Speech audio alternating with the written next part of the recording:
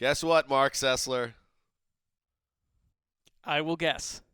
The Denver Broncos are going to the Super Bowl, Super Bowl 50, following a 20-18 victory over your New England Patriots, a game in which Peyton Manning threw 2 touchdown passes, looked very good for about a quarter or so, and then it was kind of the Peyton Manning we knew for most of the season.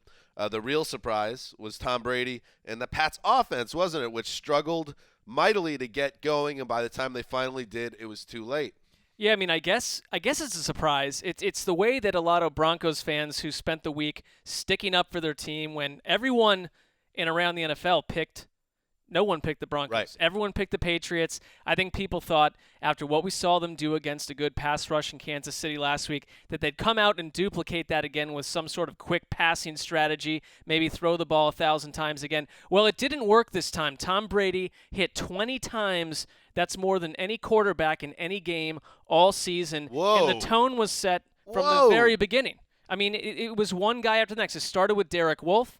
It became Von Miller's game. And then at the end, as you predicted, DeMarcus Ware, he got his hits as well. 20 hits on Brady. That's how you knock the Patriots out of the playoffs. It was a concern all season, New England's offensive line, as the injuries continued to pile up. And this was really where it all came home to roost. And we talked about this on the podcast leading up to the game, that the Denver defense hadn't been really nearly as good as it had been earlier in the season.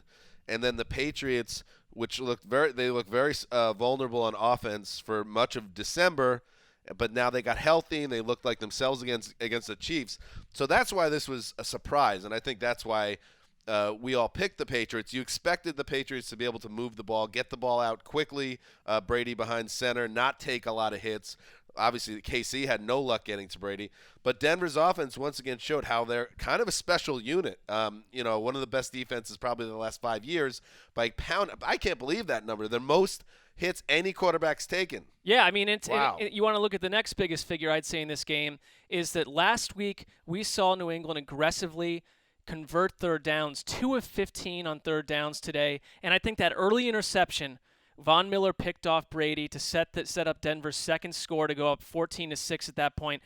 That, to me, you looked at New England's offense, and it was hard to figure out how they were going to get out of even that hole because outside of Rob Gronkowski, who did finish with 100 yards, really no one got on track today.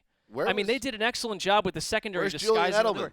Well, I think it's Danny Amendola. I don't want to go back and watch the game again a second time, to be honest, because Edelman, who was open consistently last week against another good secondary, really never got on pace today. Does James White really need to get targeted 10 times? Where's Brandon LaFell? I mean, it was a little bit curious, I think, how many targets went to certain players.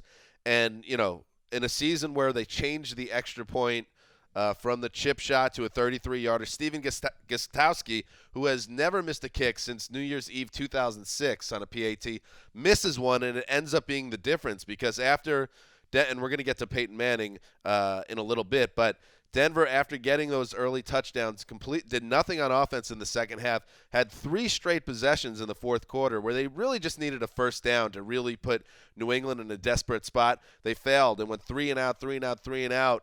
And they gave Brady one more try. And Mark, Tom Brady is no friend of mine. I am a Jets fan. That is clear. I've been dealing with him for well over a decade. I was in college when Tom Brady was winning the Super Bowl. So I'm sick of Tom Brady, but you have to hand it to him.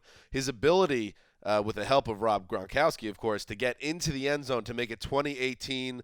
And then it came down to the 2-point conversion. And our boss, Greg Rosenthal, Erdy has a freeze frame on his computer. He can't get over it. He said Gronk was open in single coverage on the 2-point conversion attempt. Brady didn't see him. He's being hassled as he was all day. Didn't hit him. Game over. Yeah, I mean, in that case, Greg pulled me over to his desk to show me the freeze frame too, and he's right. But in so many other situations where we could say maybe someone was open or why are we throwing the ball to James White here, it's because this does not happen with Brady very often because he's got that quick release. He had Broncos in his face all day long. He's not going to any first read. This is a team with no downfield deep threat. Which they got to address in the offseason. Well, they do have to do that. Yeah. I mean, they had an absolutely depleted backfield, and they attempted to run the ball a little more in the first half than all last week in terms of handoffs to running backs, Right. but it went nowhere. And so it's almost like that Chiefs game plan gave Denver – it's not one of the 10 things that New England could do to approach on offense. It's the only thing they can do. So if you can shut down the quick passes, which they did from the early part of the game, then you're in control.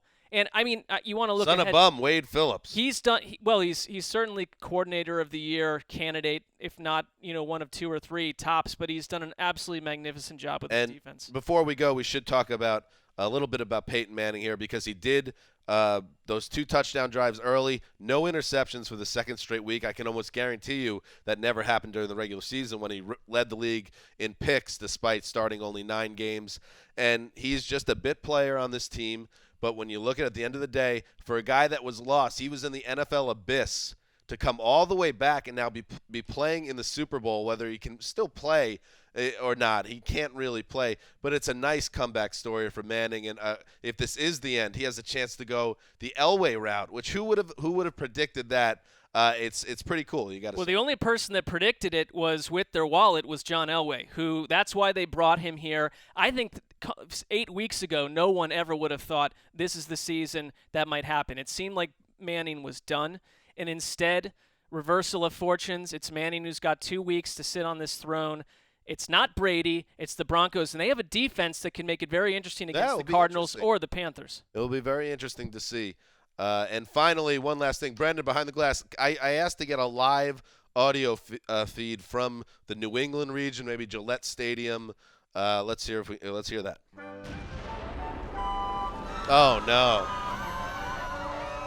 Wait a second. Yeah. It's a grim situation. Yeah, that sounded warlike. We're going to have to talk to Greg on the podcast tonight. All right, that's it. The Denver Broncos going to Super Bowl 50. Check out the Around the NFL podcast 3 times a week.